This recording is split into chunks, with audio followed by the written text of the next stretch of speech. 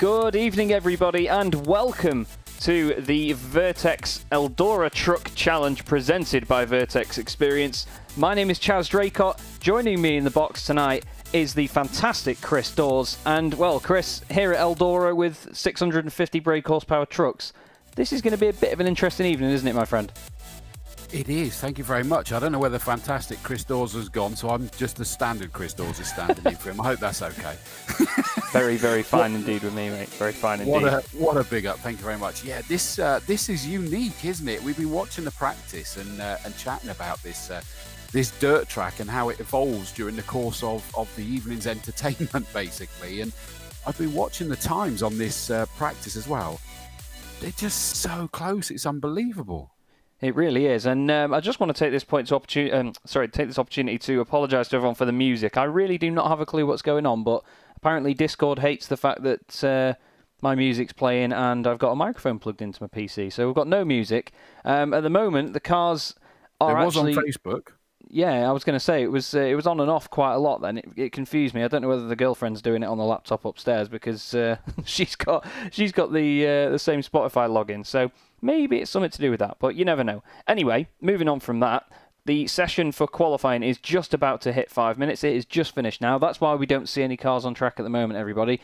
We have the wonderful circuit ahead of us now. So the guys are going to get on the grid for the first heat then. We've got 2 heats tonight, which are essentially going to line us up for qualifying for the final. So Guillaume Hesno takes pole in this one from Connor Mills, Aaron Smith, Billy Fletcher, and Brian Crowells.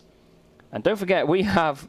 I can't believe that we're actually seeing this, Chris, but we have trucks on track on dirt tonight. It's crazy. Absolutely crazy. Yeah, as you do. It's going to be... And they basically just spend the whole time sideways, and the reality is they never get to 100% throttle either, do they? No. I mean, we were watching Aaron Smith, who's in this heat here in the yellow car, or yellow truck, I should say. I'm going to get used to doing that tonight. He was completely on it everywhere. He actually did say in the chat before the race that he always chokes during qualifying, and he's done it again. So Guillaume Hesno is on pole in the number 68 Red Face Racing truck, and then Connor Mills is alongside. Connor Mills, of course, recently became the Vertex Stock Car Cup champion. So he's got a lot of pressure on to retain his crown here. A very different discipline to what we've seen. But we're going to get the first of 2 heats tonight underway, and then we have the final. 3 heats, yes. Now. Yeah. We've been given a third one, so even more entertainment for us here. Yeah, we never complain about late additions, do we, to the field? That's the right way to go. Yeah, definitely. Adding more racing is just more excitement and entertainment for ourselves. We were both talking today and just saying how excited we both get by the motorsport. Chris described himself as the fan in the box, which I massively agree with, because, you know, if we don't enjoy what we're watching, then what's the point in doing it, eh? Plus, I find is that it's the excitement is contagious, so you carry them along with you, even if it's not great. But this, I think, is safe to say, is going to be mental. As Hesno puts it down, gets his foot on. Look at the sideways action straight off the bat. Aaron Smith is up into second place then. Connor Mills is around the high line. Now, over the course of the night, you will see that line gradually get more and more slick and more slippy for these drivers. Connor Mills sat in third at the moment. He's going to go up to the high line again. We'll go on board for a second. It's literally going to be right hand down most of the way. And as Chris said, they barely get into full throttle, but there's so many different angles and just so much attack going into these corners. It's amazing stuff. You've got Fletcher and Crowells there making a little bit of contact at the back. Brian has just got to dip down to the inside. He knows that he can't get the speed out of the truck as he goes high up because Billy's going to be there compromising his line. But I tell you what, Chris, Hesno making this look easy at the moment, just leading it from Smith.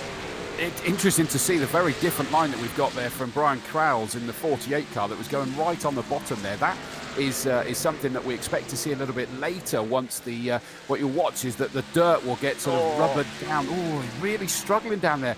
And everybody else has got the speed at the top line where they can at the moment until it just, whilst it's wet mud, it sounds sort of counterintuitive, doesn't it? But that's where they need to be at the moment, just slightly tapping the wall at the top there as they're side on. But at the moment, Crowells is trying to go for that lower line. I don't know whether he feels, well, I'm at the back anyway, so let's keep on the damp stuff. Yeah, he seemed to try and make it work, but it just looked like he got on the throttle a little bit too much there, and it just over-rotated it. Smith is the only mover in the field so far. He's actually gained 1 place from being third on the grid up into second, and he's chasing down Hesno. He looks quite consistent at the moment, does Smith, and to be fair, Hesno's doing the same, but I don't think that Smith's got it in him to just manage to sneak round once he gets into the straight. Hesno seems to go in quite sort of... He's a little bit deeper. He's in the middle line at the moment by the look of it. He's actually gone quite low that time, so I'll eat my words, but he's been high line for most of it, and then he gets a bit of an early exit, so he just sort of drops it off the throttle like that there, and then before you know it, he's sort of almost on the bottom line coming out of the corner, isn't he? He is, and I'm just loving the Cole Trickle livery on the Hesno truck there at the front there from Days of Thunder. It looks absolutely brilliant. Now, he's starting to get tempted to go lower, so I wonder, seeing as he's the leader, whether he's starting to feel that it's not quite at its best at the top line there anymore, and it certainly has enabled Aaron Smith to close in on him there, the yellow number 70 truck, right up with him, and again, Hesno goes to the bottom line. Look at that, seeing the speeds that they're going around in. We might be talking about them not being at 100% throttle. Doesn't slow them down very much, though, does it? As they're taking this side on.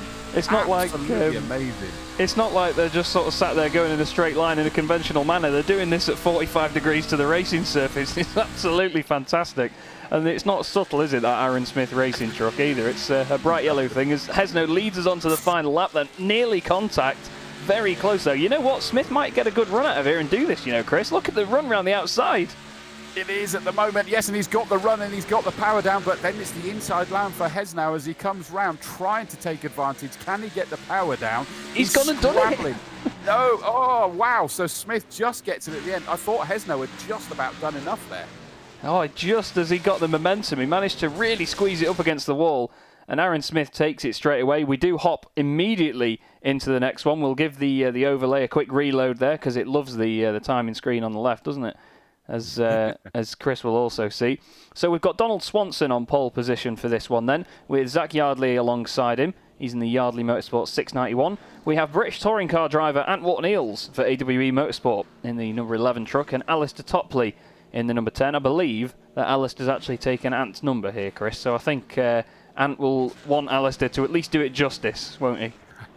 He will, and that was one I didn't actually have the colour codes for that one, but it's nice and distinctive orange and black one on that one, isn't it? Or black and orange, whichever way you want to talk it. So yeah, impressive course truck as well at the front. I'm impressed with that.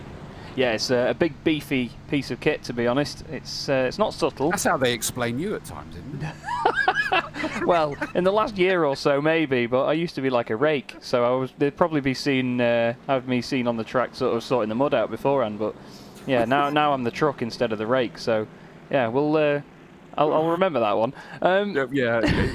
Wait till you see me, you'll think, how can you possibly say that? It's all good, I've seen your hairline.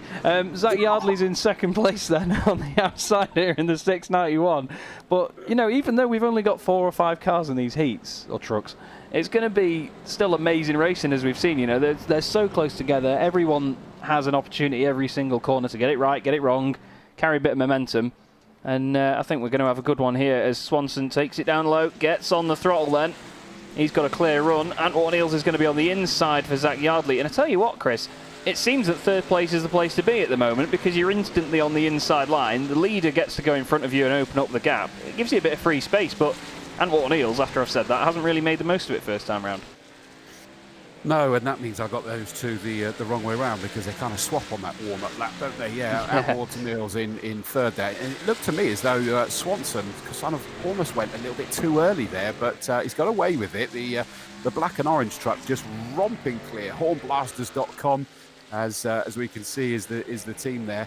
And he's basically just got to keep himself there. However, the last time we saw that Guillaume Hesno did that, didn't he? And it didn't take that long, and it was just at the end that we saw Aaron Smith take the victory at the end. So Yardley and Wharton-Eales, as long as they don't fight with each other or contact there with Yardley with the wall, and that was Wharton-Eales, wasn't it? Sorry. Yeah.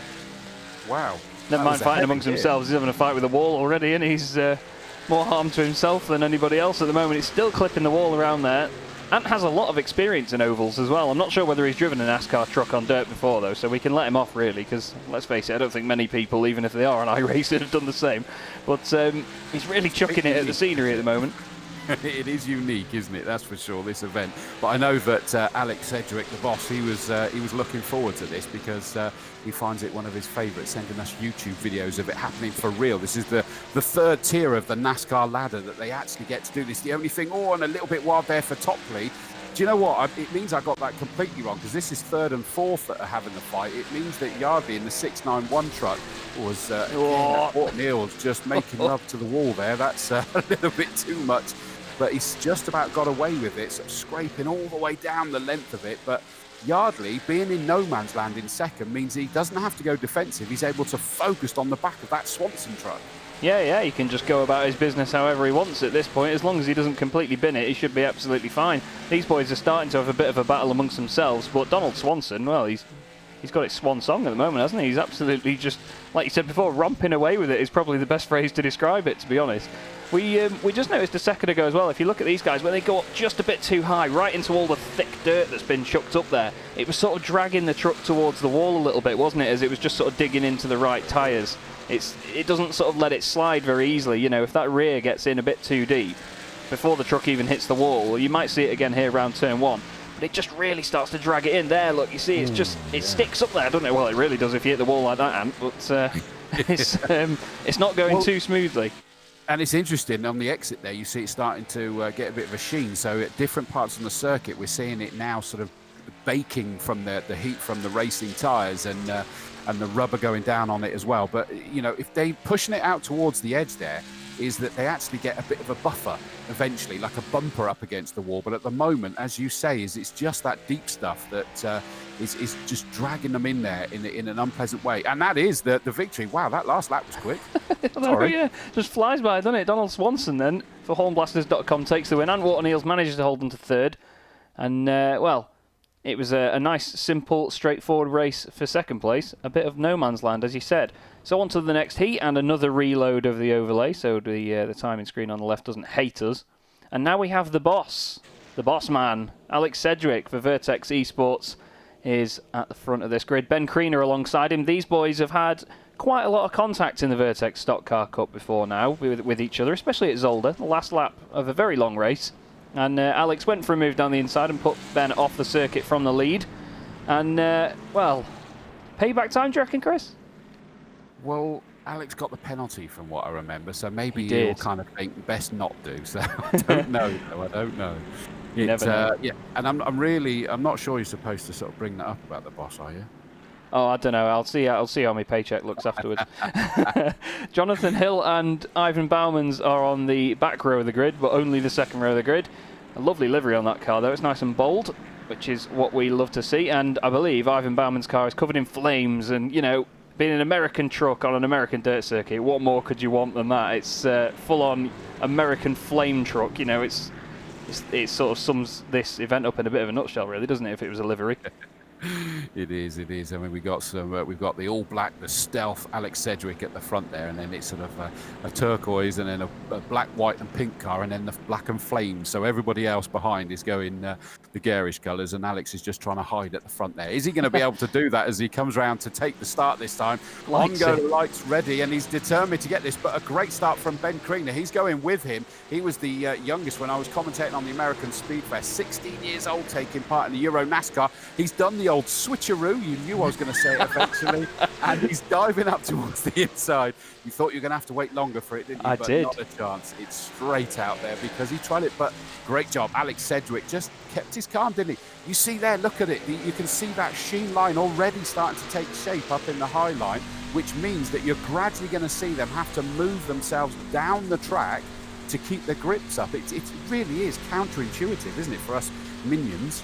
Yeah, it certainly I dragged is. you down with me on that one, didn't I? But, you know. Well, yeah, it certainly is. I mean, you can see just how well they hold the slide up there, despite the amount of steering lock they're putting in. But you were saying before that Sedgwick was stealthy. I was expecting there to be nothing stealthy about Ben Kriener, as usual. He's a very flamboyant racer to watch, as I'm sure you'll see in real life as well. But he stuck with him at the start there. He's the first guy that started from second place that hasn't lost that position at the start. He kept it nice and low, squeezed Alex down, and he's managed to keep it up there with him. But It's a bit of a stable chase at the moment here as we're on board with Jonathan Hill, and Kriener and Sedgwick just sort of showing the pace at the front at the moment, aren't they? They are, but you just feel as we're on board with Jonathan Hill there at Revolution Satellite Racing that he's kind of almost in the grandstand seat watching these two, thinking there's a bit of love going on up there that could get a bit rambunctious and could just suddenly knock one of them back out towards the wall. And we've seen it in the early stages, and already they're now they're looking more like they're munging, if any of you drifters are watching, as they go round that corner there. And there it is. There's a bit of the contact, but Alex manages to keep out of the wall, but through goes Kriener that time. That was going to happen. How much has it slowed them down? We're waiting to see where the Hill's closing. He still looks like he's biding his time to me. Yeah, and Alex has gone down the inside and he's made it work, with that mistake from Kriener on the high line. Ben just tried to hold the slide and it just pointed the nose towards him as he found a bit of grip down low. Jonathan Hill, though, is gradually closing up front. Kriener still holds the lead. Whether Jonathan can do anything about it, though, you never know. It might be a bit of a waiting game here, actually, Chris, just to see if they do that again, wouldn't it? It is. That's what I say. He's in the grandstand seat, and I just think that he's got that on his radar that they could tap each other out. But we're on that 8 of 10 already. Such is the speed of these heats that it's probably now past that stage, wouldn't you say? That he's going to think, well, now I'm going to have to throw it up there and see whether I can do something about this. Yeah, well, he's only got 2 more opportunities. Ivan Bauman's has dropped down a little bit, unfortunately. The flame car not quite lighting up the timing screens today. But Ben Kriener, he's done a good job to hold the lead from there, because it's a lot of pressure to be under with Sedgwick behind you as he sends it down the inside again. But at that point, when you see that, I mean, I've not watched a lot of dirt oval racing, but when you see that, you think he's made that work, and he actually has that time. But, when you see someone go down the inside, you think instantly, oh, he's through. Why wouldn't you always go on the inside? But when you see the pace that the guys can carry up top and just get it turned in, once they've got it pitched in and, got it straightened up on the exit, it's pretty fine. Kriener's gone down low again, though. Cedric's going to try and hold on the outside. There's more contact again. Cedric's still going to take the win, though. That was feisty stuff from the two of them. And I tell you what, Ben, like I said before, nothing stealthy about it. There's going to be a big Kriener-shaped hole in the side of Cedric's door. But, yeah, he's done all right there. And now it's the big one. It's the 50-lap feature race here now, Chris. This is going to be absolutely balmy if them heats are anything to go by. Goodness me, I mean, that is just incredible. I was told that this was going to be good, but I have to say it's probably even better than I thought. So Aaron Smith managed to get pole position in the bright yellow number 70. He's got to be pleased with that. Yeah, definitely. The big yellow bumblebee, as I call it, with Donald Swanson alongside him. Cedric and Hesno make up a very interesting row 2. Yardley and Kriener row 3, with Mills and Wharton-Eales on row 4. Jonathan Hill and Billy Fletcher round out your top 10, with Alistair Topley and Ivan Bauman's on row 6. And then on his own at the back is Brian Crowles. So, well, 50 laps now, not just the 10, but a big 50. Usually in these sorts of races, you do get a bit of a runaway winner effect sometimes, but the heats have proved that that's not always the case, even within a 10-lap period. So do you reckon that we're going to see a lot of mixing about here, Chris, or do you think it's going to be a bit of a stable affair? Not a chance. You are staging that question. You know the answer to that one, don't you? I mean, At the end of the day, as you say, we've seen it already. Plus, we've still got the way that this track is going to evolve. We were seeing it between the 3 heats that we were starting to get more of that sheen, that was just compromising them, starting to push some of them down to the lower line. Certainly in that heat 3, it was looking to me as though they were getting a lot more off of that low line. So I think that it's going to change during the course of 50 laps. Remember, if there is a caution, those laps don't count. The lap count stops basically at that stage, and so we get even more in effect. And I just don't know. There's too many chapters to write about this. There are, and we're just about to get going then for the feature race. Aaron Smith lights it up, steps the rear out and gets on with it now. That's the last time you're going to see this thing going in a straight line. Oh, there's contact behind. That was Guillaume Hesno. He got a bit of a touch there. I think it was Zach Yardley that just gave him a tap in the 691. Oh, Kriener's in the wall as well up there. It's already kicking off here, Chris. It's absolutely mayhem. But not too many position changes down the order. Ant Wharton-Eales is really sticking to that low line, though. We'll go on board and just see what madness this looks like in front of you. I'll tell you what, you couldn't write that, could you? Yeah, I think what's the phrase that they go with? You can't win it on the first corner, but you can certainly lose it. And there's some that desperately tried to lose it. And look at this as we get this absolute pack, little bit of contact there, a little bit further back at Walter Neal, just tap it, and it has tapped the number 7 Connor Mills, hasn't it, into various other people. And here we go, we're going to get the first yellow. Oh, yeah, it's going to be okay. Walter Neal's that just got span out there, and he's at the back of this field. The good news is it doesn't matter too much, does it? No, it's not lost him too much time. It wasn't a massive impact. That probably wasn't the best camera view to show you guys that one on again. Apparently, we're going to get a lot of things on our timing screen now that say someone's crashed because of the fact that they're all going under a certain speed threshold, which tells me that. So Connor Mills and Walter Neal's made the contact. Creaner was on the outside. Mills went into him, bounced off him, hit Fletcher, and then Fletcher went back into Walter Neal's and then the wall. So big domino effect there. It was just waiting to happen, wasn't it? In fairness, you just saw the sort of the skittles were starting to bounce backwards and forwards there, and they did well to keep it that long. The good news is that, as I say, this, and I'm assuming that's happening. I can't quite see the lap count at the top there, but it stops the lap counting, which is what we want to see. There we go, yes. 4 out of 50 still. So, and Fletcher's gone into the pits, I see. Yeah, Billy might have had... Oh, yeah, he's taken a fast repair there, so it repairs everything on the truck pretty much instantly. Okay. The whole body got bent in at multiple angles with that hit against the wall and then having other cars in there. Interestingly enough, the only cars that haven't changed position are actually the top 5. So Smith, Swanson, Sedgwick, Hesno and Yardley are all still in the same position that they started in. Brian Crowles has gained 4 places at the moment in the Brex Racing truck, so he's having a fine old time from the back of the grid, isn't he? Yeah, although I thought that Yardley had moved up there, but I was too busy trying to write things down as I'm sort of feeling my way through this works, ably led by your good self there, Chaz. But well, to be fair, I didn't know it wrapped around like that every time they all crossed the line either, so we're even on that front, I can tell you that. Well, I was trusting you that you didn't panic, so you were okay about it, but... So Ben Creaner down in 8th place in the turquoise truck. That's interesting. Hill we've seen getting involved at the pointy end. And Walter Neal's. Now he's managed to sort of not be right at the end of the field as we're getting ready to get the race back underway. And it is the bright yellow number 70 of Aaron Smith that gets the whole shot at the moment. But look at that, he's got 2 trying to go underneath him. One of those is the number 9 truck of Alex Sedgwick, and the bright yellow and green of, that's Guillaume Hesno as well, trying to get involved, isn't it? But yeah. And we've got Swanson in the, is that the black and orange? Is Swanson, isn't it? The front row starter. It's just, goodness me, I mean, it really is every man for himself. It really is, it's crazy. What we'll do is we'll take a little look on the blimp cam as well, just so you can see all the different lines that these guys are taking. If we look at Ben Creaner in the middle, look at all the trucks around him, how they all overlap once they go into the corner and off the corner. Bit of a tap there from Alistair Topley on the back of Connor Mills. Just around the outside of Connor is Zach Yardley, and more contact as they go into turn 1.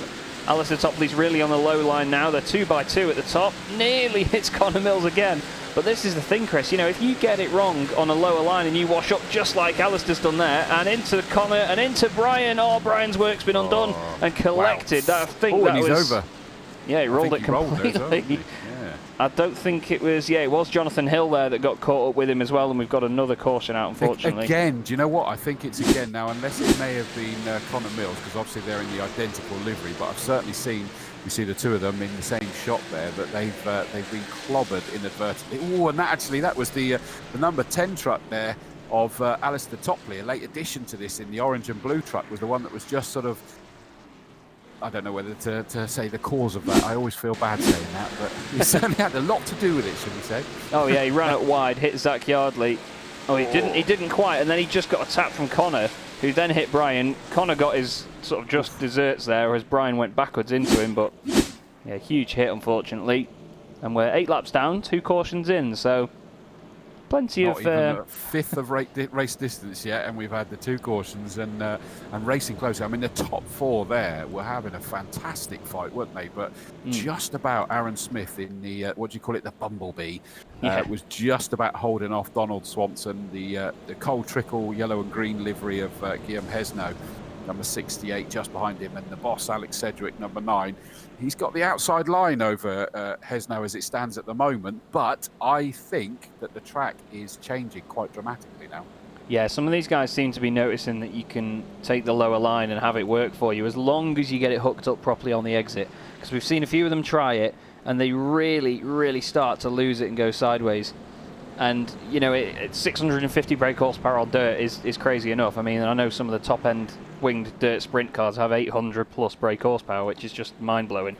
But these things aren't supposed to be on dirt. That's the difference. You know, nearly 700 horsepower is still a scary amount when you've not got a solid road surface underneath you. But we're going to go green again, despite Smith probably hoping it stays yellow because his car's yellow, and he gets a good launch there. Hesno's going to be down the inside of Swanson here.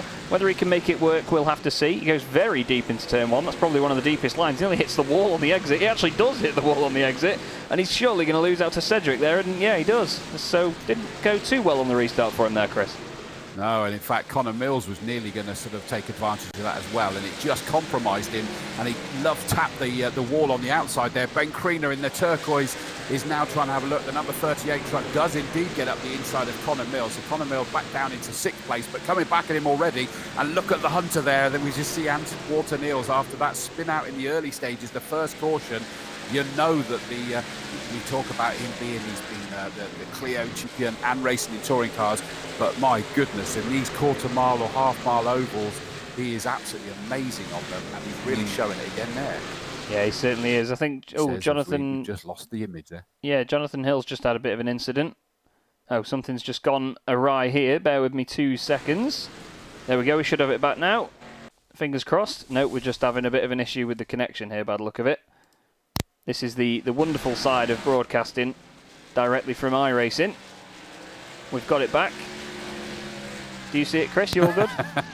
I can, yes, we can, and it is still the bright yellow, so nothing changed. No matter what we tried to do for the rest of the field there, is we still come back and find that Aaron Smith's in the lead, but my goodness, the black and orange 44 of Swanson is all over him. Now, I'm trying to tell, have those two made a mini breakaway? I think they have, you know. Yeah, a little bit of a gap there, nearly a second actually to Cedric, so apologies for the little drop in the connection there, everybody. You know what the internet's like, it's lockdown, everyone's using it. Exactly. Connor Mills doesn't have a straight panel on that truck actually. I was just having a quick look at it a second ago. Looks like there's bullet holes in the side of it. He's really, it's like he's been on a run through Alabama or something in that thing. Really don't know what's going on with it, but he seems to have bounced it off every single surface, including some of his competitors so far. But it's a good old boat, but it still goes, and Ivan Bauman's has caused a yellow.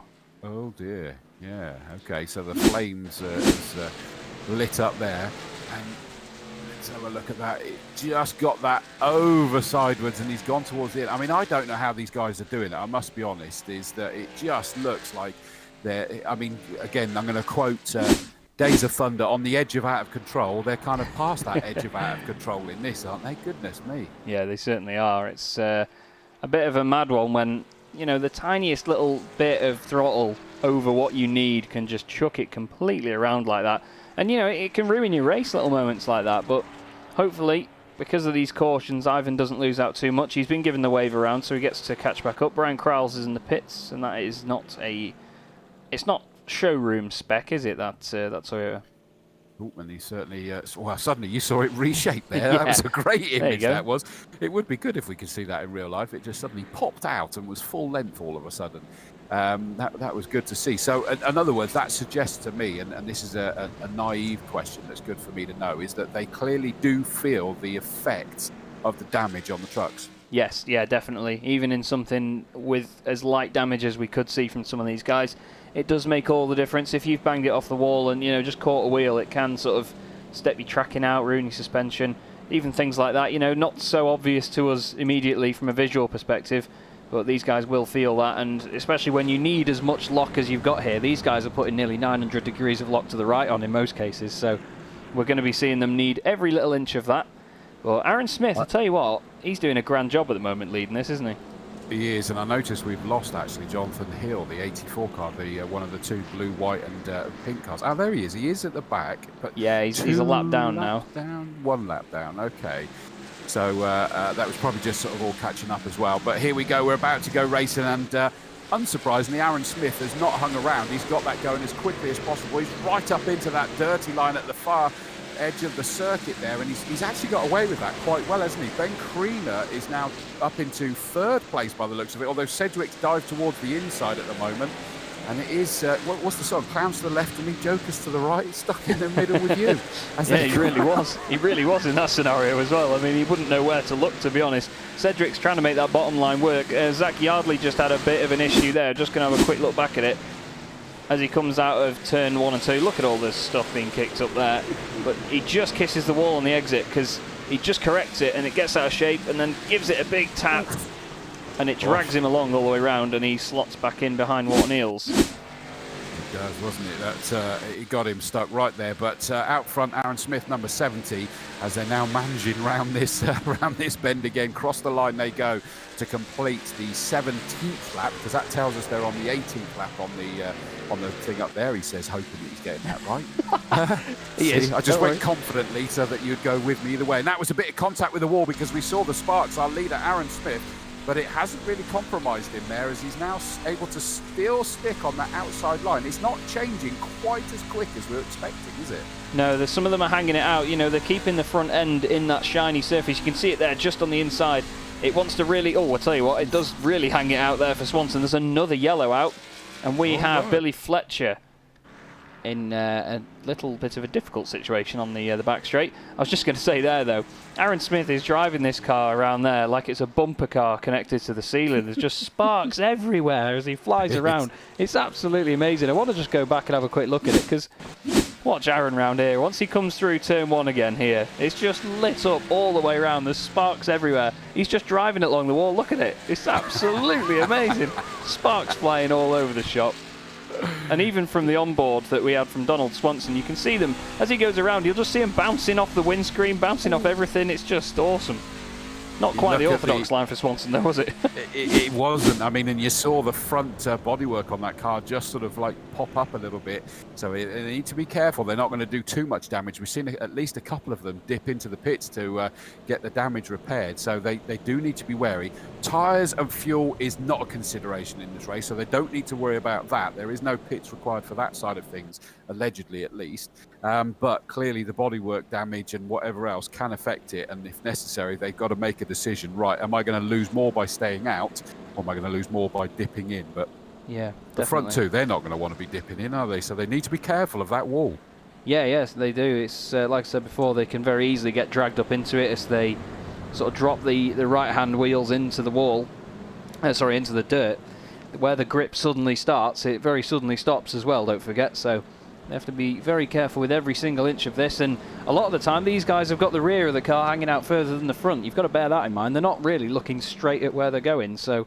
I have after this lockdown as well, I must be honest. I'll leave that with you. Kriener tries to go down the inside of Cedric. He's going to try that low line now. He's thinking, I saw you boys do this. Connor Mills is in the wall. Hesno's had a bit of contact there as well. He's got away with it though, hasn't he, Hesno? Because that looked like he was about to be spun round with between Connor Mills, and I'm not sure who was below him, but I think he's Yardley. just about... Was it? He's just about got away with it, hasn't he? Jonathan Hill's just behind. And on the inside is what's that? That's the 69 Yardley. car. Yeah, 691. Okay. Connor Mills is being hung out to dry. Oh, and he's really been hung out to dry. He's been put in the wall. Look at Billy Fletcher. He's down the inside really deep. He's backwards, and that's going to be another caution. Billy Fletcher says, oh, hang on, boys. This is getting a bit out of hand here. I'm just going to chuck it around in a circle for you. There's a yellow. But wow, Connor Mills. This was a bit rough with Connor Mills. Let's just have a quick look at him. So we've got Hesno on his inside there. He's very close to the wall, holding it up high. This truck's already very damaged. The back of it's almost like a V shape. He hits the wall there. The sparks flying. And then he has to get out of the way of Hesno. Hits the wall again. And then he gets a tap off Yardley. And then he goes in the wall again. So never ending for Connor Mills. He's going to be thinking... Circumstantial, though, wasn't it, I think, looking at that. You know, they were just bouncing off each other. But, yeah, there's a reasonable amount of damage there, which goes to show the two that dipped into the pits, just how damaged they must have been. Although I've got to be honest and say, other than that one corner, our leader's looking rather pristine, isn't he? He's like the footballer that comes in with no dirt on his kit. And you're thinking, did you try hard? Well, he has at the moment because he's out front, so you can't knock it. It's the best way to be. And we've got the wave round there by the looks of it for the number 10 truck. That's Alistair Topley. He's down there at the back of the field, isn't he? He's just ahead of the 84 of Jonathan Hill that I thought briefly had disappeared, but he is still at the back of this. And styling it out, pushing though. It. He's pushing it on this, isn't he? Not hanging about. It's good fun, though. You know, you've got to make the most of every single lap if you're going to enjoy it and have a bit of a drift. Drifting isn't something in iRacing that you can do very often. They do come under a bit of scrutiny sometimes, right? So we're not going to go into that too much at the moment.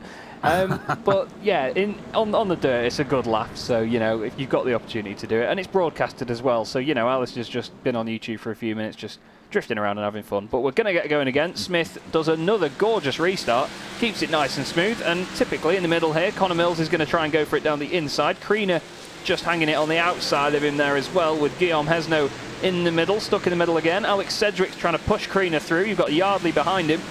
And this is really good stuff at the moment from Connor Mills. He's making this work, but Hesno's saying, look, mate, if you're just a little bit higher up the track, you can go a bit quicker. Look, I've made it work. And here I go, up into third place. Now Kriener and Sedgwick are on his inside. They're going to make big contact. That's a huge hit from Kriener. Somehow we stay yellow. No, we don't. We're going to go into a yellow here, surely. Yep, and Hesno's around. Wow. Contact with Mills. He was lucky it didn't go over completely, to be honest, wasn't he? That was... Red face racing, and he's probably red face, not out of embarrassment, I'd imagine. He's a bit frustrated there. He got kind of molested there by the wayward, the errant turquoise car of Ben Kriener. And not, you know, it wasn't deliberate, clearly. He just went sliding out of this track as it's starting to change during the course of this. We're still not seeing the slick line we were expecting to see, but that looks to me as though, is there a couple of them that were aiming for the pits there? Maybe. I think they may have come in the lap after, but Walton Hills has got damage to the engine there. The smoke coming out the back of the car. Oh, yeah. He got smacked in the rear by Alistair Topley as well, because if we just have a quick look back at it, where Guillaume has no crash, we'll jump on board with Walton Hills very, very quickly in this. So he's just minding his own business. He sees it all kick off in front. He's got out of it. That's Billy Fletcher coming through. He tries to get out of the way, and then he gets a smack in the rear as well at the same time. So that's not going to do him any favours. And he's just banged it into the pit lane quite literally at the moment. Whether he's going to take a fast repair or not, I'm not sure. I think he might have had one before, because he's already been in the pits once. So fingers crossed. Hesno's back out with a shiny new truck. There you go. If only it was that easy, eh? I imagine if you're not on a budget, it probably could be that easy. You just go to the dealer and say, "Oi, Toyota, give me a new one." Well, Chevrolet in this case. But our two leaders, though, are the only two people now that are still where they started. That's it's quite a good feat, that, to be honest, considering how much is going on behind them. Yeah, and it's not like they're getting it their own way. I mean, they're having massive fights amongst themselves. I think at one point they managed to build up a little bit of a lead, but the rest of the time they've had Alex Sedgwick, Ben Kriener, Guillaume, Hesno, just to name a few that were sort of pecking away at them as it stands, and they keep getting dragged back into the cautions. What are we at now? Something like 5 cautions so far, I think it is. And we're ready to go, and there we go again. Aaron Smith gets the hammer down. He certainly isn't dozing when we're under the yellow flags at the moment, is he? He's got away. Ben Kriener's now trying to make a move towards second. Not quite pulling it off at the moment. Alex Sedgwick, therefore, is trying to get well and truly involved. Him and his nemesis, Ben Kriener, in effect side by side.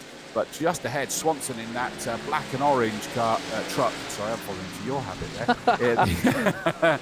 Was sort of under massive pressure, but now suddenly these guys are getting tangled up with each other so much that has enabled not just the leader but the Swanson to get away as well. Alex Sedgwick dives towards the inside. That's going to be really trying to pull that one off, and it is getting quicker down there now. Look, we've got another yellow as well. Oh, is it? And I missed that. I was so excited by what Alex was doing. I think Billy Fletcher's had another issue here. Let's have a quick look at Billy. So around the outside of him there, that was Zach Yardley. Oh, Zach just comes down, yeah, and Billy, none the wiser, gets hit, spun around. Don't really think it was yellow worthy. I think he was a bit slow, but, you know, he didn't stop dead on the circuit, so maybe a bit of a sensitive yellow there from iRacing, but either way, it gives Aaron Smith another chance to... Yeah. Gives Aaron another chance to make sure that his truck is definitely still yellow in the mirror. And it gives Donald Swanson another chance to think, I can't deal with another dent on the back of this truck, so you just fight amongst yourselves. But I tell you what, though, these two at the front are doing an amazing job. I'm very, very impressed. Kriener and Sedgwick are leading the absolute rabble behind. That's got just, I mean, look at the state of some of these. You've got Connor Mills' truck, which has got no straight panels on it. Brian Crowell's has been pounded in. And then you've got Guillaume Hesno as well. The back end of that's been bent up. It's like it's got 2 rear wings on it. Zach Yardley's been on every single barrier. You can see all the mud as well. He's been following people that closely. It's got mud up the front of it. Alistair Topley, he's had a bit of a rough and tumble race as well after starting quite near the front, but he can't quite make his way back up the order again, it seems. So rough and tumble race. I'm impressed you've managed to even camp up dirt racing. Oh, well, yeah, I'm not going to delve into that. No, don't. I'm going to save you now. I'm going to keep talking. Is that I was impressed to see that Cedric and Krina not just leading the rabble behind, they're rabble rising, because they're the sort of like the cheerleaders of the mayhem that's behind these front two. And those two are just trying desperately to keep their powder dry. And it is another good start by our leader, Aaron Smith, but not quite as dominant as last time, because the second place car, the black and orange car of Swanson, went with him this time, didn't he? And again, mayhem behind. And Krina's gone low to try and steer away from it as much as anything, I think. It's just like an accordion effect, honestly. We go to the chopper cam again, and just look at this. Cedric goes down the inside then. You think at this point, oh, he's made that. Well done, mate. And then Krina's going to go, no, I've got the run. Cedric says, here, here's the back end of my truck. Try and hit it again, see what happens. They're just getting so involved. You can see that slick line though, and Krina's slipped up wide into the wall. Luckily manages to keep it under control, but that means Cedric's pretty much definitely got third, or has he? This is dirt racing. Of course he hasn't. There goes Krina through on the inside once again. Isn't that incredible that it was that downhill slope, wasn't it? What, they 24-degree banking on the corners to 8 degrees on the straight, and we got another yellow. Zach Yardley this time. To be fair, I mean, Zach Yardley's been involved in so many incidents so far this race. I'm surprised he hasn't been the one that's been stopped on the circuit. So we'll have another look at what happened to him. He's got Topley in front and Crowles. Oh, Crowles gets into Mills. Oh, they turn Hesno. Then he bounces off the front into the wall. That big was, I mean, talk about an innocent bystander there. Bless him, the 69 truck. 691, sorry, of Zach Yardley. That was nothing to do with him. He's dived into the pits, unsurprising. That was a big hit by the trucks, a big hit by the wall as well. And that was the three of them getting tangled up with each other. And it looks like Guillaume's gone into the pits as well. Hesno, the green and yellow truck. Now, he's been in at least once before as well, hasn't he? So that's not going to be a quick fix based on what you were saying. If they've been in before, is that what you said? Especially if he does that as well. That's a way to enter your pit box. Lock up the rears, boys. I need some new ones on it. I don't think there's enough pixels in the world on my... well, I don't think my graphics card's powerful enough to put enough tape on the front of that card to fix that, to be honest with you, because that is in an absolute mess. It's covered in mud and different... It's got so much vinyl on it from other people's trucks and paint and bits of concrete and mud. It's just like a bad paper mache that your kids made on lockdown. So I don't think they're going to be looking to fix that anytime soon. Hesno and Yardley, though, are in the pits. Ivan Bauman's his last car that's running, but he is with the pack, at least, in the 268. That looks relatively clean compared to the rest of the cars, so he must have been in for a repair. Just ahead of him is Jonathan Hill, who we saw go down the order a bit early on. But now Cedric's back up to third, with Ben Krina alongside him. It means that the top three are now the guys that haven't changed position from where they started, but I'm sure we'll see that change again. We're going to go back on the chopper cam because I quite enjoyed that one for the restart last time. And we'll see what sort of overlaps we get here then, shall we, Chris? As Smith is about to drop it and off he goes. There you go. He's just great at these restarts. He is, but I've got to be honest and say Swanson's getting better every single time by the looks of it, and he's stuck with him. And in fact, so has Cedric and Krina just behind him. We know that Cedric and Krina know how to do this in the real world. And it looks that even around here, they're just getting closer and closer to them. There is no eking away from the lead two as it stands at the moment, but what they'll hope is that everybody will get involved. And Connor Mills in the number 7 blue, white and pink truck nearly got up close and personal with... Oh, we got another one over here. Yeah, I think Alistair Topley, he just had a bit of a tap there. Billy Fletcher got involved in that one. Alistair Topley at the top, well, ironically, at the top of the circuit there, he just loses it, gets hit by Wart Neals, and then Billy Fletcher goes in as well, unfortunately, and into the wall. So I think the phrase rough and tumble is probably still ringing true, to be honest. But yeah, it's been a bit of a destruction derby at the minute, but it's entertaining though, isn't it? You know, these guys are probably all laughing their heads off as well. We did say we were going to have a quick chat with Alex Cedric, but we're in a separate call on the Discord server, unfortunately, so we can't drag him in for a chat. But we'll interview him afterwards, and I imagine Alex will just have a big smile on his face while this is going on, because it's got to be really entertaining from in the cockpit, hasn't it? It has to be, and I mean, this is why they sort of set this one up as a standalone fun event, as opposed to the Stock Car Championship and the GT Championship they've got, or the Sports Car Championship they've got coming up soon as well. This is a standout. I've got to be honest and say that this is in Ohio, this circuit. I'm finding it suddenly being added to my bucket list for the real world as well. Yeah, I'm with you on that. It'll be a right good laugh to go and watch some racing. Big crowds judging from the YouTube videos as well. Yeah, it's good amount of people in. I'm sorry, everybody, that I'm not reading out your comments at the moment. We've got a bit more to focus on. Usually I'm quite attentive to the comments. I'm going to use the excuse that the laptop that I usually use to do so at the moment is out of service this evening, unfortunately. So technology, as you can tell by the drop in internet before, is definitely on my side tonight. But to be fair, Chris and I have got the stream working, so I think that's a win for us on that point. Yeah, absolutely. It is. And I appreciate all the hand-holding you're having to do as well, in fairness, because I'm still sort of getting myself up to speed with the way all of this works. I've done a number of other sim commentary while I'm being forced to not enter the commentary box in the real world at the moment, and I'm loving it. But this is the first time I've worked with you guys. Awesome job that you put on. Thank you, mate. It's a great show. Genuinely, it really is. Green flag is off, and that wasn't... I couldn't tell for a second there. That was just a slight lag there, wasn't it? That we couldn't tell whether Smith got the great start. Swanson is getting swallowed up a little bit there by Kriener and Sedgwick. Sedgwick was the first one to have a crack. He is now looking back up the inside there. Kriener's just washing out a little bit there.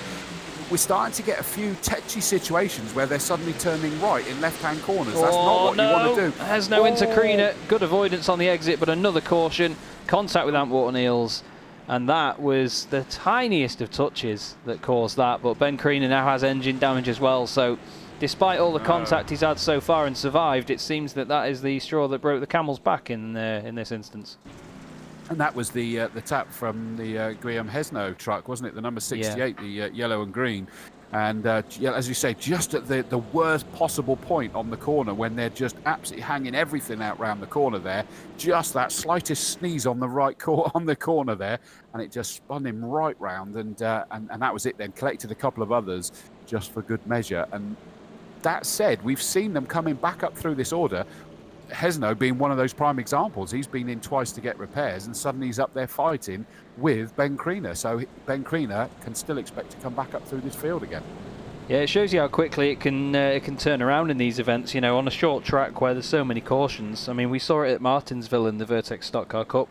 We had quite a lot of cautions, and some of the guys that at some point were down in like 28th, 29th place. If they got a pit stop at the right time and came back out again under a caution, avoided a few incidents, they'd be back in the top 5 before you know it, and you're thinking, hang on, where's he come from? It's just an amazing moment. It's great to see all the mud actually rendering on the front of these things. If we go to Aaron Smith and look back from the gearbox, you can see all the absolute cack up the front of Sedgwick's car. You can barely read that it's the number 9, but the dirt and everything, just the way it's rendered in iRacing, looks so natural and very beautiful. So it's a great service to have, and these guys are making the most of it, to say the least. And as you can tell, everybody, we're going under lights here at the moment. We're on lap 32 out of 50, so nearly towards the end now. But the sun is going down, and we are getting a floodlit race. Aaron Smith doesn't need floodlights, though, in that very bright yellow machine. He's going to get it going again. He goes a little bit earlier this time and then manages it again so well. Swanson stays with him, like you say, Chris. He's been getting better at those. The sheen is really starting to appear there on that outside line, and it looks like Smith's had to straighten the truck up a bit there, so Swanson could get a run, but he's got to think about Cedric. And Brian Crowles, don't forget, he started at the back of the grid in 13th place. He's up to 4th position now, and he's charging for a win. He's thinking, go on, let's just go all out and have this, boys. Well, and the number 10 truck of Topley sat there as well now, isn't he? And he's kind of worked his way through. He was involved in other people's incidents in the early stages, in for repairs. So those two have done a fabulous job.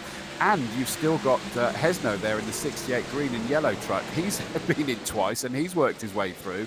So you are able to just play it cool, Trig, play it cool. Connor Mills at the back of that gackle as it stands at the moment. Out front, our leader has actually got a bit of daylight between himself and second place. It's not just the front two that have run away. We just got a little bit wild there. Wow, look at that. What a camera. It's not very helpful around the corners to show the gap, but look at it as another yellow comes out. Come on, boys. Who's gone round this time? Connor Mills and Antwater Niels have come to strife. It's Connor Mills on the outside. Oh, no, it's not. Sorry. Oh, there's an incident in front. Kriener, Fletcher. Oh, Water Niels gets straight into that one. Let's have a quick look at what happened, because Ben Kriener was at the beginning of that accident. Oh, he just loses it on his own. I thought he might have had a tap or slowed up in front. Loses it on his own. Fletcher's been in so many incidents tonight as just an innocent party. Oh, Mills is around as well, actually. Mills is round separately. Let's have a look. Is he going to get a tap off Hesno? He is. Yeah, we've seen Hesno doing that a few times tonight, haven't we? I said it in the in his heat as well. He starts up quite high and he tries to get the run off the corner by coming down a little bit, but some of the guys are getting caught out by that, and it's just spinning him around because obviously all the weight of their engine at the front, it's not quite enough to turn him around. If he's got the momentum, you know, they're just bouncing off, aren't they? So he's getting a bit of an easy ride in those incidents, but you never know, he may get turned around at some point. Yeah, well, probably, I hate to say it, but he probably deserves to be, doesn't he? If you're going to come diving down there straight across the nose of someone, then those noses are getting put out of joint and it may come back to bite him somewhere along the line. But yeah, I think Ant Water-Niels is in the pits again. You could see as he tried to get going, unsurprisingly with the multiple hits there, is that the engine was smoking away. So he's come in to get that one sorted. It's going to be a longer repair, hopefully still going to come out. And that's what I like about this. You get some of the races where they kind of the toys are thrown out and they go forget it and they're out. But you can still get back involved in this on the half-mile dirt track. Yeah, definitely. You know, it's one of those great scenarios where you can just chuck it back out at the circuit and hope for the best. And Aaron Smith's going to do that again now as we come on to lap 36 out of 50. Lights it up, and this is a really good start this time from Swanson. Still not even a truck's length away. But just the way that Aaron can command the car around around the first corner is just, that space in front of him is just so vital, and especially in dirt racing, that's why you do get that runaway. Oh, Cedric down the inside of Swanson. I thought they were going to make contact. Karina's running wide up there in the middle. Around the outside of him is Brian Krauls, who touches the wall. Hesno's on the inside. Topley's trying to come through as well. This is so close. Karina and Krauls make contact. It's easy for me to say. Karina makes more contact, and with Topley, and in with the wall, and oh, that's a huge hit there. That was Connor Mills going into him. And then, oh, no. Ivan's son. Oh, no, mate. That was... What a shame for Ivan. Look at this. I had nowhere to go, officer. Yeah, he's minding his own business, and he's on dirt. It's just going to float. He slams on the brakes. Well, it kind of backs up a point that I was about to make, is looking at all of them across the board. This is looking very, very slippy now, isn't it? Yeah, it really is. I mean, you just saw Aaron Smith's driver there, soaring at the wheel in the truck, but with the sparks flying up out the rear, he doesn't give a toss, does he? He's absolutely launching this thing around. I mean, watch him around here. He just lets it slide up. He waits and waits and waits, gets in the throttle, and he just holds it up there. And we've got Ben Kriener back in the pit lane after another incident. Connor Mills has actually had another one by the look of it. Oh, he's got damage to the engine. Yeah, and I'm not sure whether Ant's managing to get back out again, actually, you know, because he's now 3 laps down. He's not managed to come back out again. So, oh, yeah. No. Oh, boys. Oh, Ben. That's what brought the caution out. The two of them had engine damage, and they thought, I'm going to go back in. And then we're met with that, unfortunately. But, yeah, like you say, Ant Water-Niels, we'll have a quick look now. He's still sat in the pits there. That's just, it's like a scrapyard. If you've got a Chevy dealership down the road, you're going to make a killing, aren't you? Yeah.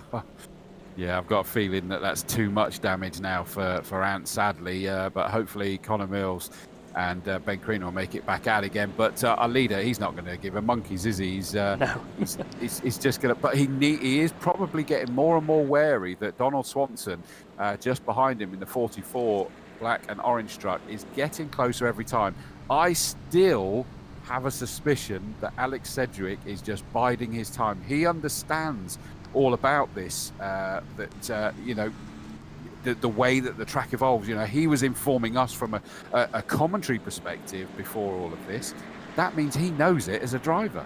Yeah, that's the thing as well. When you've got the experience with stuff like this, you know what to expect. And when a sim translates it really well as well, the way iRacing does, you know, the way the circuit feels and develops is so realistic that he can take any sort of reference that he's had from real world racing, and if he can visually tell what's going to happen from his sim when he's doing this, he's going to know exactly how to react to it as well if it's just as accurate. So it's good to see that it works like that. We just got from Alex actually saying getting such an adrenaline buzz from this. You said that they're being there laughing, and he's now got the nose stamper just down the outside of him. Guillaume's going to try and do something about it, but Hesno's not the one that's attacking Alex at the moment. It's 3 wide for the lead this time. We said that Smith was getting good starts, but it was getting less and less dominant, and it really showed that time because the 2 trucks up along the inside of him, Swanson and Cedric, but again, he's just cautiously kept that outside line, which is still working at the moment for him, and now he just starts to stretch his legs at the front, and Swanson's starting to have to be more wary of, I was going to say Cedric, but let's say Cedric and everybody else. Yeah, it's there's just this rabble behind. We've got Fletcher, Yardley and Topley all side by side there around turns 3 and 4. And now Guillaume Hesno's on the inside of Topley. They're having a bit of a smoochy, as Charlie Cox would have said in the 90s around there. But he's just managing to squeeze it out. Oh, Topley hits the wall, and that upsets the truck so much going into the corner as well. You know, that tiny little tap, it just straightens it up, and it means that you've got to wait for it to turn in. He's made it work, though. He's bounced off the wall and hit Hesno again, granted, but he's made it work in terms of getting the straight line speed out of it. Crowles is now up to 4th place. Cedric still ahead in 3rd, but look at the gap in front, though. So the guy's getting away. Swanson is doing an awesome job, though, to be fair. He's really sticking with Aaron Smith at this point, and I think he's the sort of unspoken hero at this point. I mean, Smith may be leading the race, but Swanson's doing such a great job to stay with him. Look at the understeer there into turn 1 now that surface is really sheened up.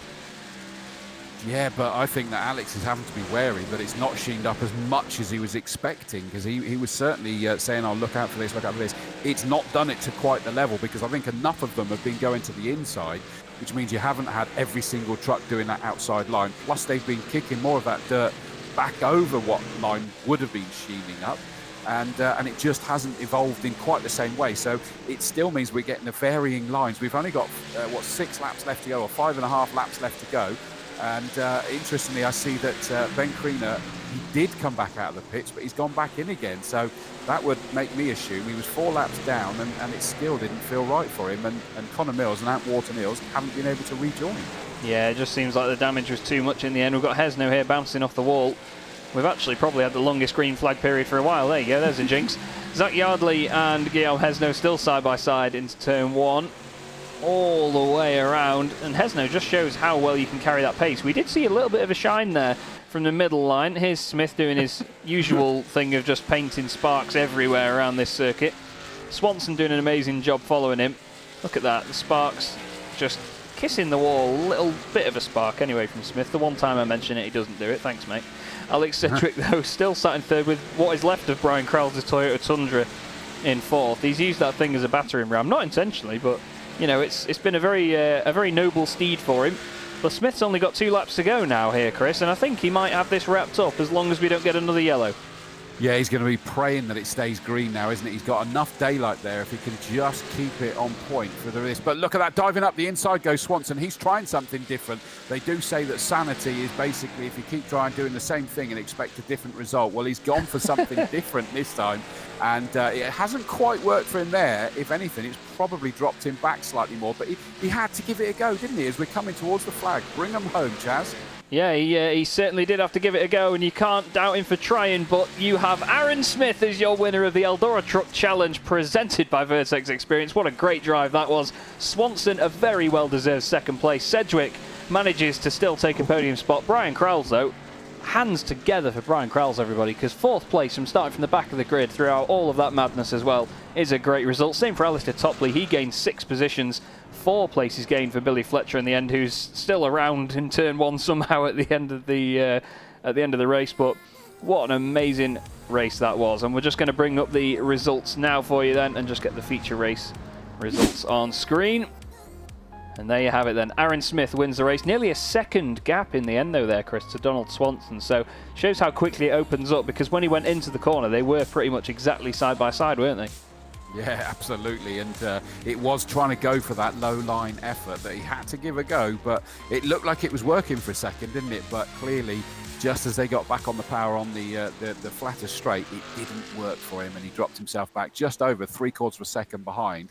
But he wasn't under pressure from behind himself, was he? So he could take that risk. Yeah, definitely. He's managed to make it work throughout the whole race, but you know, Aaron Smith was pretty untouchable, to be honest. He's just got it absolutely nailed all the way through, and I didn't expect to see that. I mean, I know I sort of eluded it with the question at the beginning, thinking, are we going to see a runaway winner? Are we going to see it all mix up? The back of the field, I mean, 4th onwards was just absolute mayhem. You may as well have got all their names in a hat, thrown them in the air, and then just see which one hit the ground first and try to remember from it. 3rd onwards, come on. It was from 3rd Well, backwards, yeah, very true. Just incredible, and yeah, even Adam saying that Alex was like an excited child, so he absolutely loved that one, and that's what we want to hear, because it was entertaining from our perspective. It must have been even better in being, you know, in there sort of doing it. It was Suddenly pretty was crazy. reading another message that came through there. I'm sorry about that. I lost my train of thought. They're saying about the fact that it was a lot of fun, but I think there's some frustration as well, as you'd expect, because what was the great phrase I heard the other day is the cars might not be real, but the racing is. Yeah, certainly is. And I'll always back that up. It's really amazing. You know, a lot of people that get involved in sim racing, we do it because we can't afford to do it for real. We haven't been given the opportunities to do it for real. And this is the closest you'll get. And a lot of drivers swear by things like iRacing. You know, they say how realistic it is and how close to the real thing. It's just great that people respect it that much and we can put on events like this and see that. Again, I'm going to apologise for no music to everyone because Discord really does hate me. But speaking of Discord, Chris, what we need to do, my friend, is jump over into the Vertex Esports Discord channel. Just go into the general channel in there so we can then get an interview. We have, I believe, Donald Swanson waiting for us, so I will see you there. Okay. We'll just hop over now. There's the wonderful, unmistakable noise of Discord for you, everybody. And we're going to drag in Donald Swanson for an interview in just a sec. Just going to see whether we can grab Chris and bring him over as well. Just see whether he comes through. And Alex Sedgwick is also waiting for an interview at this moment in time as well. So we'll see what we can grab from there. And here we are then with Chris and Donald Swanson. Donald, that was a very entertaining race on all accounts, but from the front it looked like you had quite a job on there chasing Aaron Smith down. Yeah, I did my best to catch him. I just couldn't get a good enough line to even gain on him, man. He ran a great race there. How was it in second watching all the... Well, I was going to ask first, were you watching all the stuff going on behind you? Because it was quite crazy from third backwards. Wish I did. It sounded like it got exciting back there. I was trying to keep it as straight as I could. Yeah, I wish I could have got a view on that. I'll have to go back and watch the replay of that and check. There was quite a lot of incidents, but you know, the stuff that we could expect from this sort of event. You know, drivers just washing up a little bit wide, coming from the low line, sliding up into the high line. How was it making the high line work? Because we saw that it started to get a bit slippery up there, but towards the end of the race, it seemed really quite treacherous. Yeah, it slicks off real quick towards the last quarter of the race, and it gets hard. Even you gotta get it almost exact in that spot in the groove there to run a good line. That's why I tried the last couple laps. I tried running a slider line in 3 and 4 just to see if I could gain on them at all. But yeah, it gets slick up there, and you got to be really precise running that top line in the last quarter. Yeah, we Donald, saw... one of the things I was going to say as well that we really noticed is that in the early stages, Aaron was able to get a cracking restart every time, but you got wiser and wiser to what he was doing, and you were keeping him more and more honest off those restarts the more that you were having.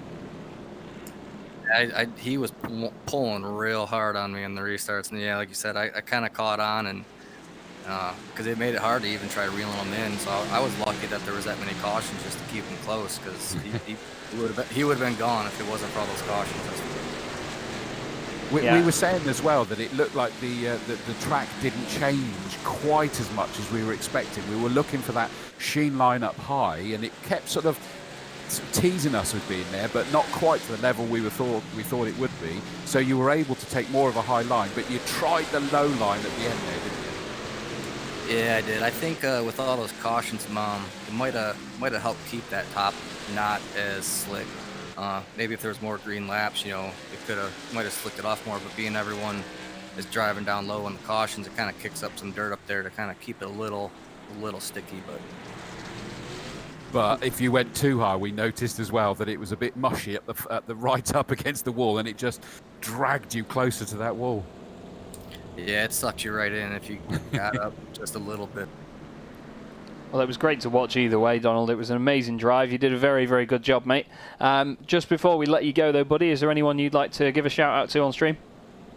I would. I'd like to thank you guys for broadcasting and Vertex Motor. That was I really enjoyed that. It was fun racing with a bunch of guys I'd never really raced with before. And shout out to hornblasters.com and Elwood Construction. Awesome stuff. Well, thank you very much, Donald. Well done again. And hopefully we'll see you in another event in the future.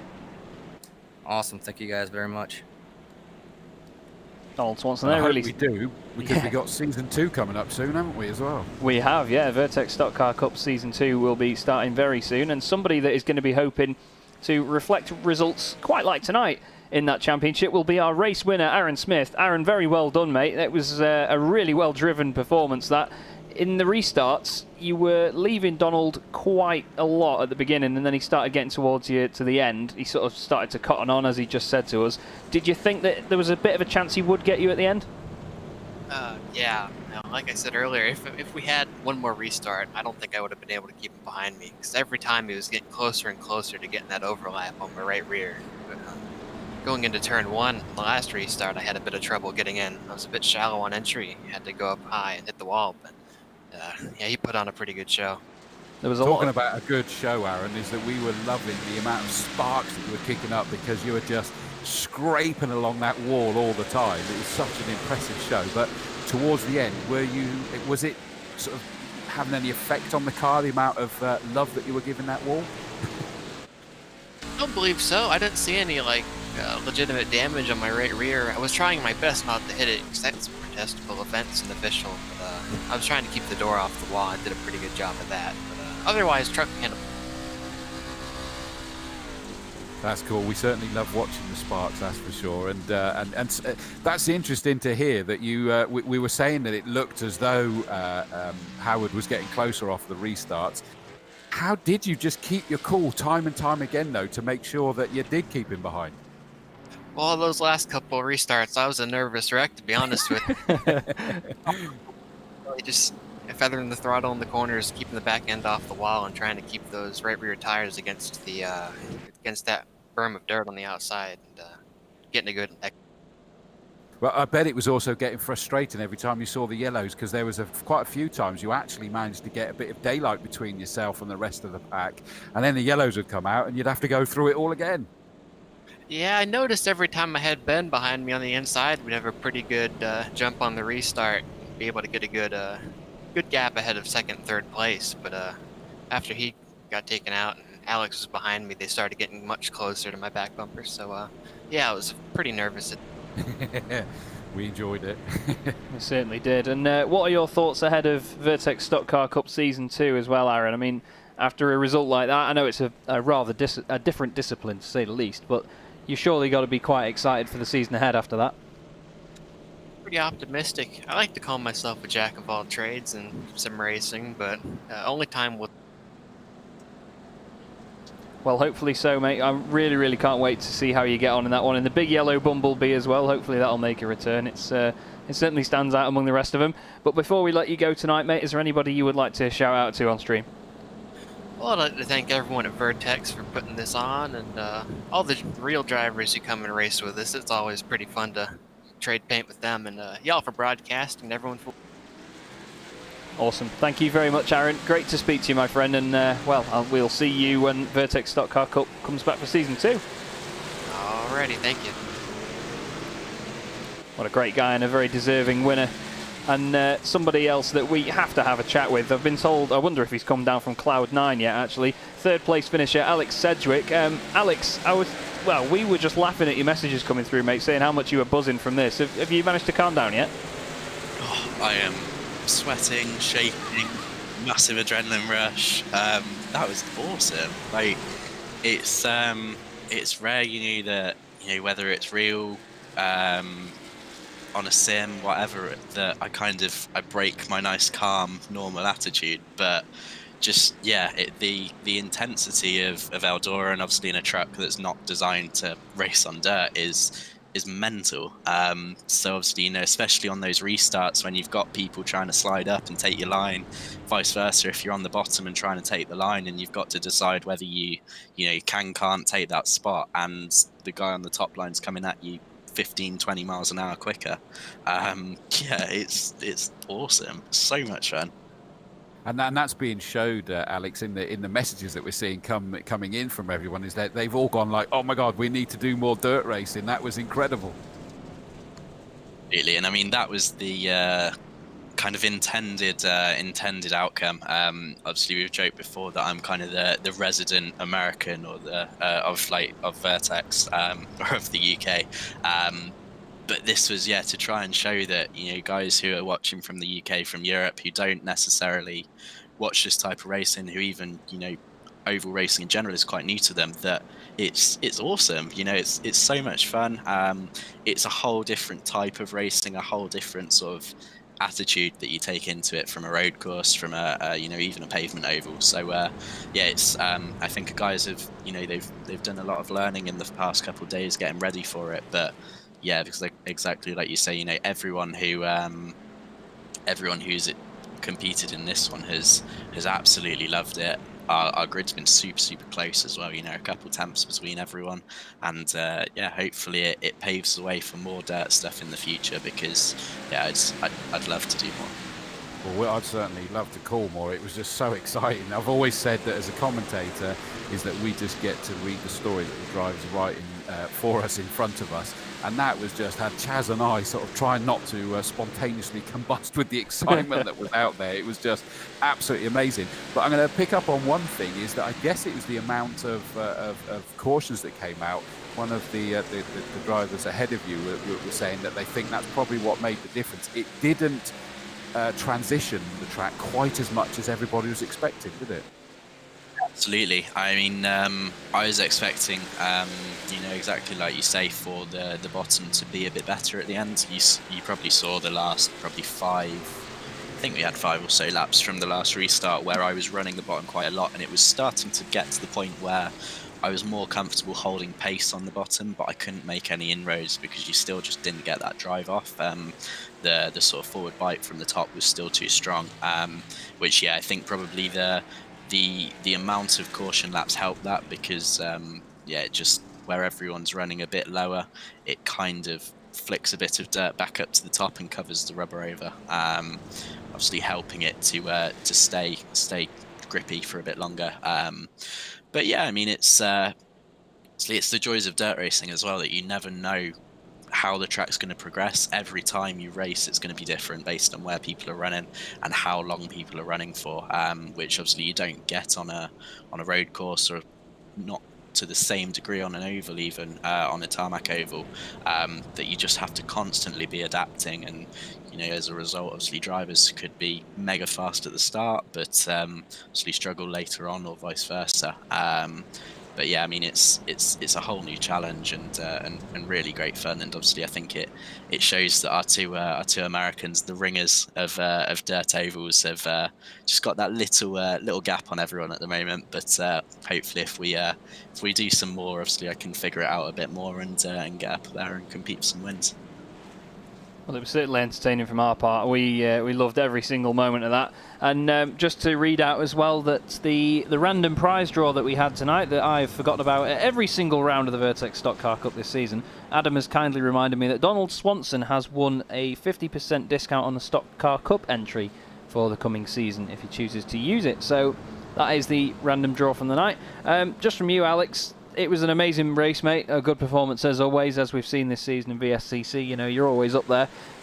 Hopefully we can do it again. Just thanks from me, obviously, and I'm sure I speak for Chris as well, thanking you for getting us on this, because it's been so entertaining. Anyone else you want to shout out to before you go, buddy?